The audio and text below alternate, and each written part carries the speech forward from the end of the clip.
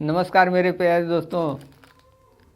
यह समय बरखा से जौन किसान के परेशानी होता इ पर हमारे एगो रचना बा सुने के।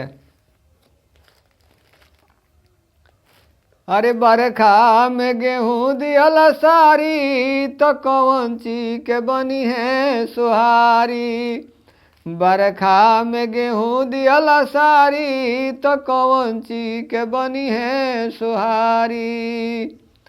हम तो से पूछिल मदना मुरारी, हम तो से पूछिल मदना मुरारी।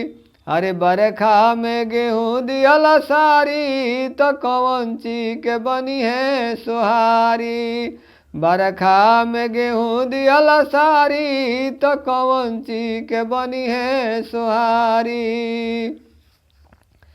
काल के देवताया पीतर पूजई है, काल के देवताया पीतर पूजई है। काल के जई है भिखारी तो कौन ची के बनी है सुहारी। काल के जई है भिखारी तो कौन ची के बनी है सुहारी। अरे बरखा में गेहूँ दियल सारी तो कौन ची के बनी है सुहारी। अरे काल के काली माई के चौड़ी कराही, काल के काली माई के चौड़ी कराही। काल के खई अरे का खई है पंडित पुजारी तो कौन ची के बनी है सुहारी। का खई है पंडित पुजारी तो काल के बनी है सुहारी। बरखा में गेहूँ दियल सारी तो काल के खई है पुजारी।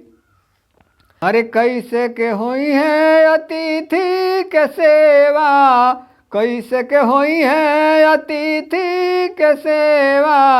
जौन आई है हमारा दुआरी तो कौन ची के बनी है सुहारी। बरखा में गेहूँ दियल सारी तो कौन ची के बनी है सुहारी। हम तो से पूछिल मदना मुरारी, हम तो से पूछिल मदना मुरारी। अरे बरखा में गेहूँ दियल सारी तो कौन ची के बनी है सुहारी। बरखा में गेहूँ दियल सारी तो कौन ची के बनी है सुहारी।